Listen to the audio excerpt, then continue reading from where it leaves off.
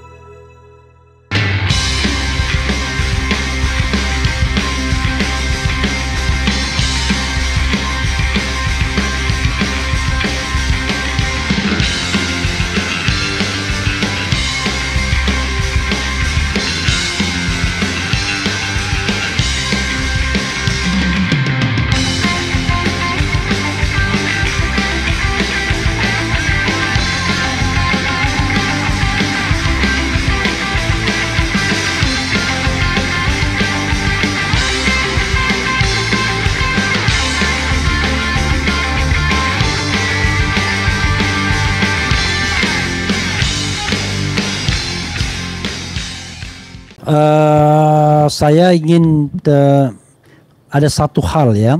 Ini kan ada dua dokumen, dokumen KPU dan dokumen Setnek. Dokumen ini dari lembaga resmi yang paling terdekat dengan urusan Gibran.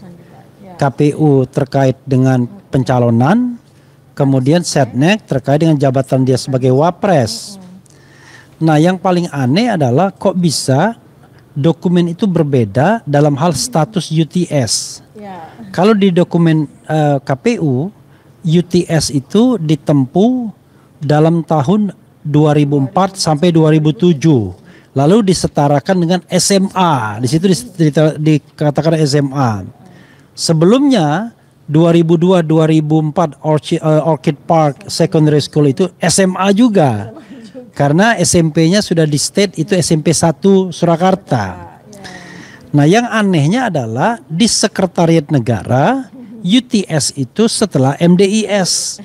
Jadi MDIS bertukar tempat ya. MDIS dulu 2004-2007, lalu UTS itu 2007-2010. Nah, ada pertanyaan yang anehnya begini. Satu pertanyaannya, kok bisa berbeda data antara KPU dan Setnek?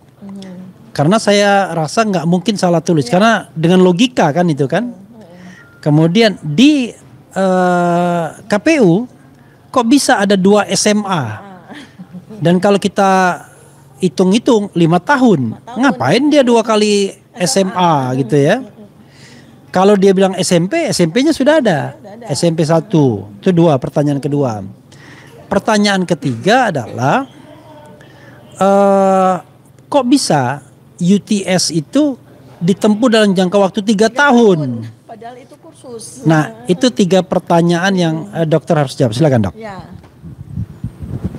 Iya, ini memang kemudian semakin kita telaah, semakin kita analisis dan semakin kita kumpulkan data-data, itu memang semakin nyata kejanggalannya. Semula di tahun 2023 itu saya dan Mas Roy Suryo itu sedang meneliti kejanggalan dari MDIS. Ya, atau AK Bradford University itu yang diklaim oleh Gibran pada waktu itu ya. Saya ingatkan para netizen, Gibran menyatakan di acara Najwa Shihab, acara ulang tahun ke-13 dari Narasi TV, dia menyatakan bahwa ada 2 tokoh ya, Bapak dan Ibu yang mempertanyakan ijazah saya. Nah, dia tunjukkan tuh ijazahnya, dia tunjukkan seperti itu kan. Nah, kemudian dia menantang untuk ke Solo untuk dia tunjukkan. Nah, besok paginya dia memang konferensi pers menunjukkan ijazah Bradford University itu kan waktu itu. Nah, sekarang di tahun 2 tahun kemudian di tahun 2025 justru dengan pengumpulan data-data yang dilakukan oleh para netizen, ini malah tambah janggal lagi. Jadi sekarang yang janggal bukan hanya MDIS, Tetapi sekarang turun lagi ke SMA-nya, turun lagi ke SMP-nya. Sampai saya juga membuat pernyataan saya di Twitter tadi pagi, jangan-jangan Gibran ini cuma lulus SD. Oke. Ya. Itu sesuai dengan pertanyaan tadi ya, Melani. Buitenzorgi, iya. Karena kita juga belum pernah lihat ini kan Ijazah SMP-nya. ijazah SMP-nya juga belum pernah kita lihat gitu. Oke, ya tadi ya tapi sudah terjawab sih semuanya ya. Memang Sobat Eros sekalian agak aneh kalau ada dokumen yang berbeda antara KPU dan Setnek. Itu bukan hanya salah tulis, tapi kalau di Setnek kan mengesankan seolah-olah UTS itu pendidikan pasca sarjana. Pokoknya pasca sarjana lah, entah itu S2 atau berapa, pokoknya pasca sarjana. Karena itu disebut terakhir. Tapi dalam kenyataan sehari-hari nggak pernah kursus kita sebut dalam riwayat pendidikan kita ya, atau kursus dalam riwayat pendidikan kan? Ternyata iya kan? Lalu mungkin disitulah bingungnya KPU, ya sudah bikin aja SMA 2 kali jadinya, yang which is jadi nggak masuk akal jadinya. Jadi saudara sekalian perlu diingatkan bahwa syarat menjadi presiden itu adalah sekurang-kurangnya tamat SMA. Nah, atau sederajat. Nah, tamat SMA itu beda sama tradisi pendidikan di Singapura dan lain sebagainya kata Melani Buitenzorgi. Di sana nilai kecil nggak ada masalah.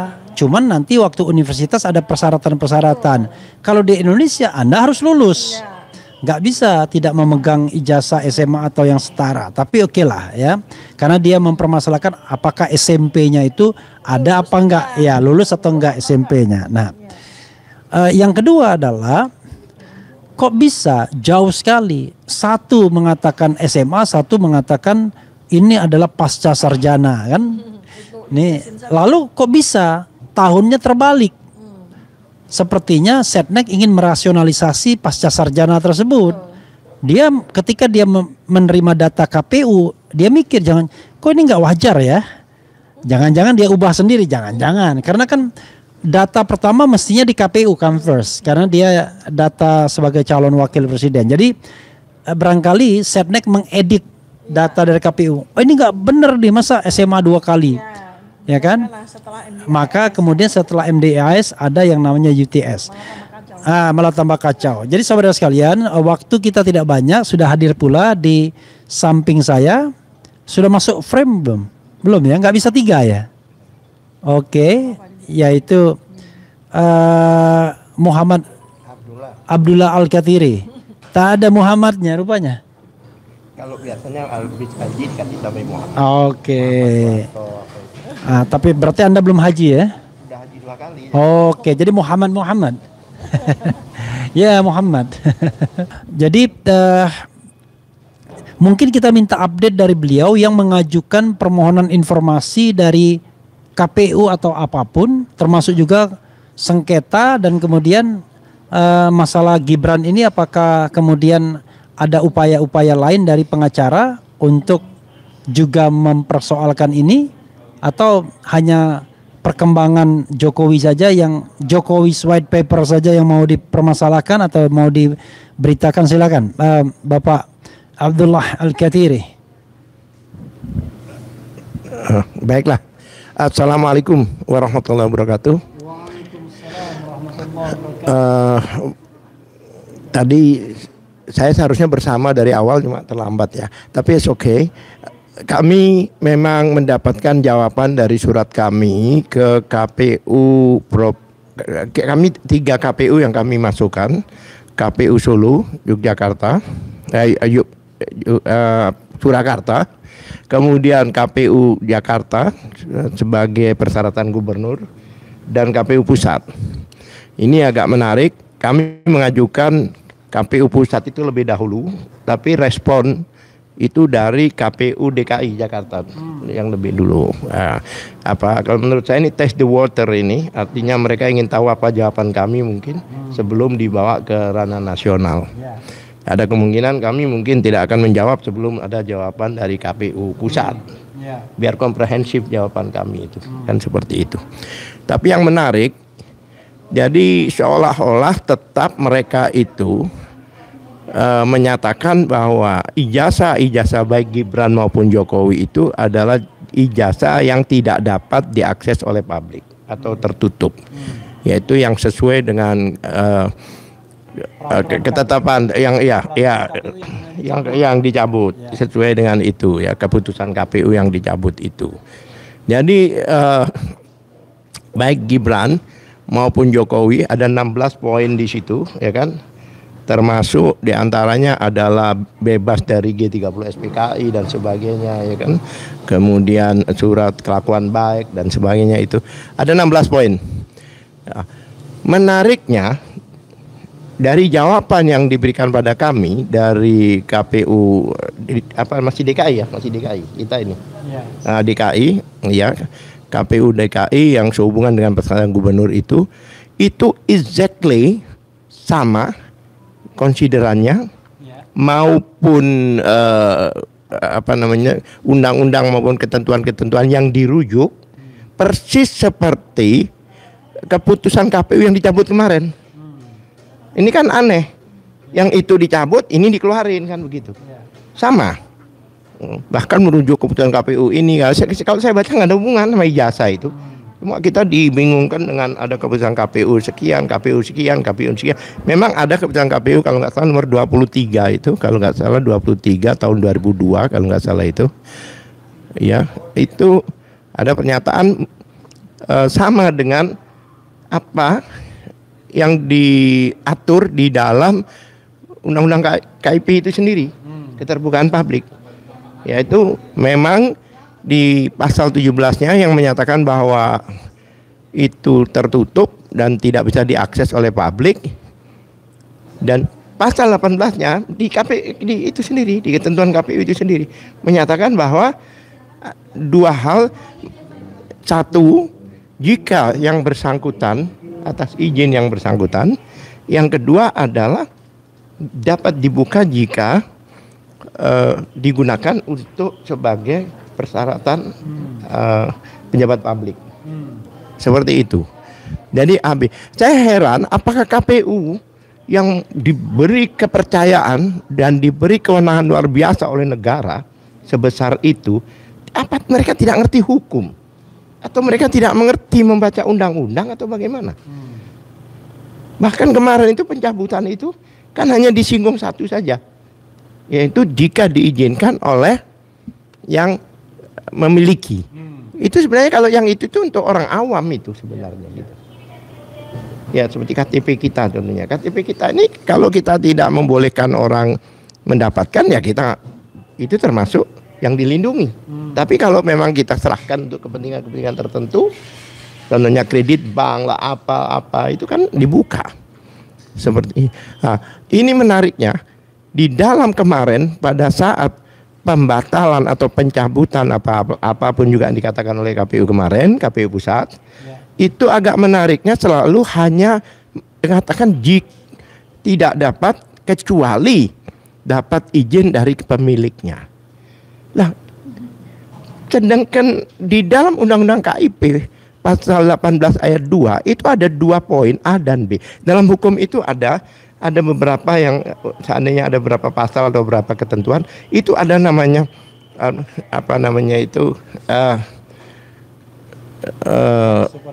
bukan itu, maksudnya seperti kolektif ya, semuanya ya kan, maupun alternatif.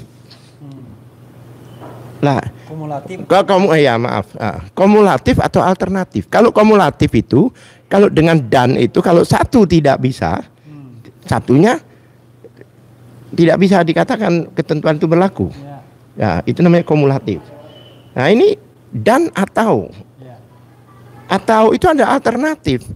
Jadi kalau memang ada A dan B kan, A jika atas persetujuan yang bersangkutan, tapi B-nya akan menyatakan jika digunakan persyaratan sebagai terkait dengan jabatan publik.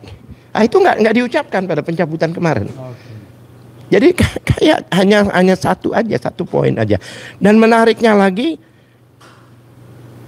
dihubungkan dengan Undang-Undang KIP itu, yaitu pasal 17H itu.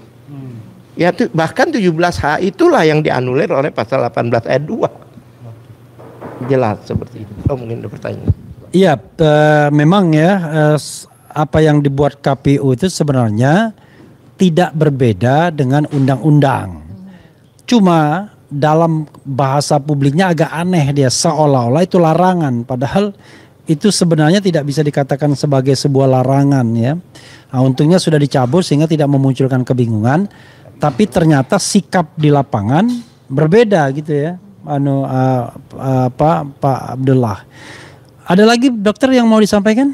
Ya. Oke, silakan. Closing statement saya ya. Closing statement ya. Ya, closing statement saya adalah begini. Saya bertiga RRT ini kan peneliti.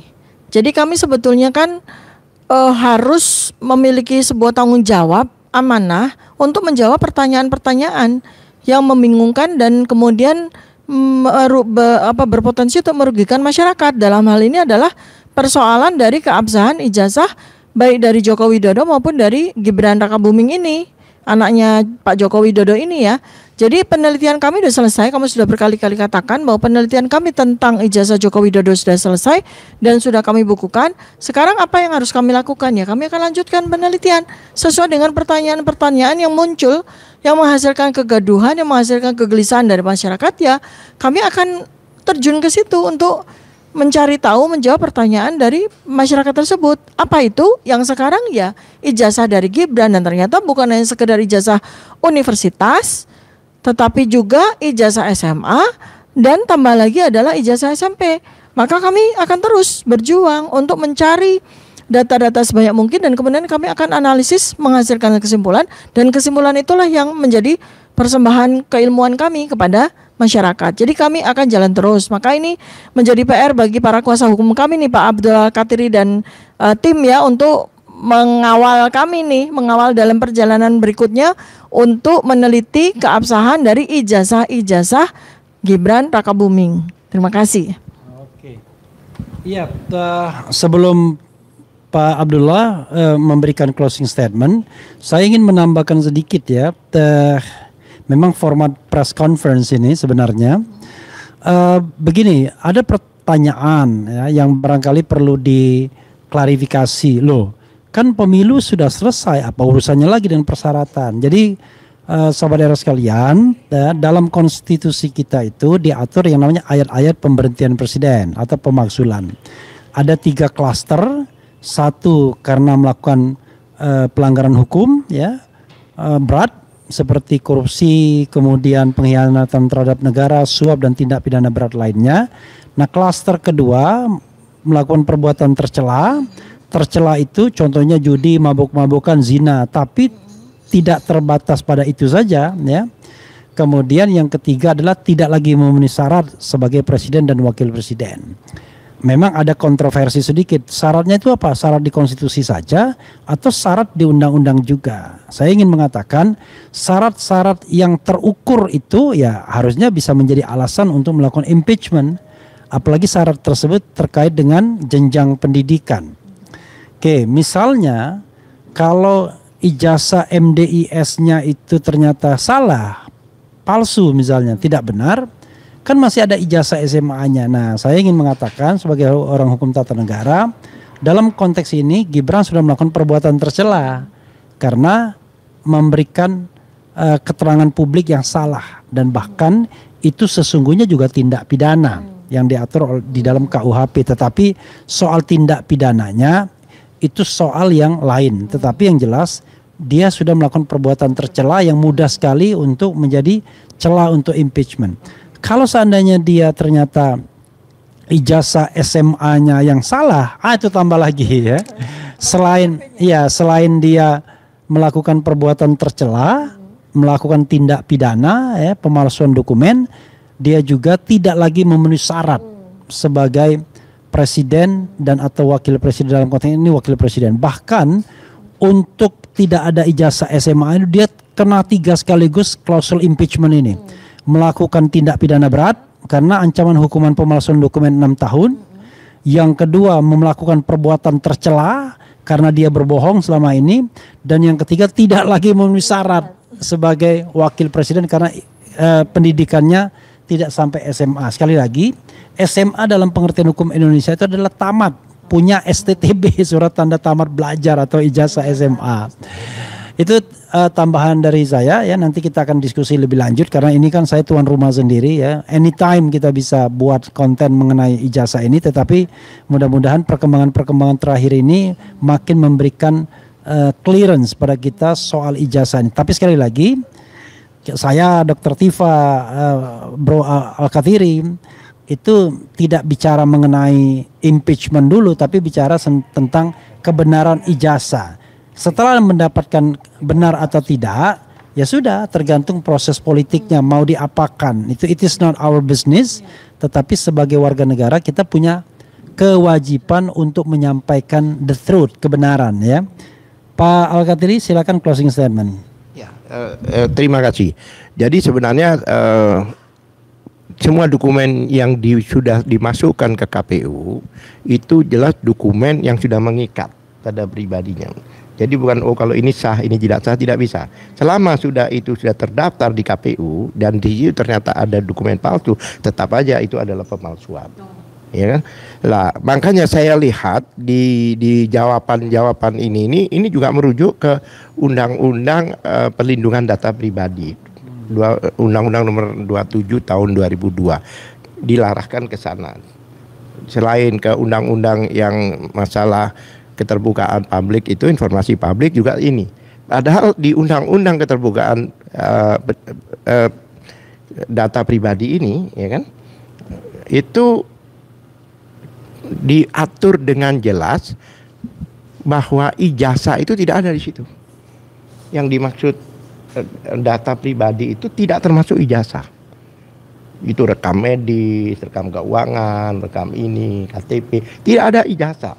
Kok bisanya dirujuk ke undang-undang itu dengan seolah-olah terjemahan atau justifikasi sendiri. Ini berarti begini, seperti itu. Jelas ini dugaan kami adalah memanipulasi ketentuan undang-undang, yang mana undang-undang itu benar-benar undang-undang yang tidak ada aturan masalah ijazah. Seperti itu. Nah, masalah Gibran dan ini itu kan sama. Kemarin itu KPU mengeluarkan satu keputusan itu kan bukan untuk Jokowi saja, bahkan untuk Gibran. Dari situlah makanya masyarakat sekarang ini termasuk RRT ini mempertanyakan, karena ada background ya dikeluarkan, kok tiba-tiba dikeluarkan seperti itu dan ditutup, artinya dikaburkan, dikamuflasikan seolah-olah ada 16 poin. Padahal tujuannya itu hal-hal yang paling krusial, yaitu ijazah dan kelengkapannya. Seperti itu. Jadi saya harapkan bahwa teman-teman ini insya Allah tetap gigih untuk membuka ini semua. Seperti Bang Refli katakan, kita tidak masalah pemakzulan atau tidak, tapi yang kita masalahkan adalah informasi dan data yang diberikan baik sebagai calon presiden waktu itu pendaftaran maupun gubernur dan sebagainya. Ini satu kesatuan. Saya yakin itu sama semua. Kalau untuk Gibran bukan gubernur ya, wali kota. Iya, wali kota. Ya, artinya kepala daerah lah, kepala daerah baik gubernur. Jadi ini sebenarnya ada satu kesatuan. Makanya saya heran juga bisanya kayaknya ada orkestrasi yang luar biasa ini. Ini bukannya suatu hanya perbuatan-perbuatan yang sederhana, tapi perbuatan-perbuatan yang memang perbuatan yang merugikan negara dan bangsa Indonesia ini. Ya, terima kasih. Ya, Sobat RH sekalian, itu tadi press conference kami ya. Saya Refli Harun, kemudian Dr. Tifa dan lawyer Dr. Tifa Abdullah Al-Kathiri. Nanti kita akan tunggu update-update selanjutnya, apa yang ditemukan Roy Suryo, Rizwan Sianipar dan kawan-kawan lainnya termasuk BIN ya, Badan Intelijen Netizen. Mudah-mudahan ini kita membuat terang masalah ini, bukan membuat gelap ya. Boleh digelap-gelapkan, tetapi kami berusaha menerangkannya seterang-terangnya mengenai riwayat pendidikan Wakil Presiden Gibran Rakabuming Raka. Wassalamualaikum warahmatullahi wabarakatuh. Keren, cadas. Dear.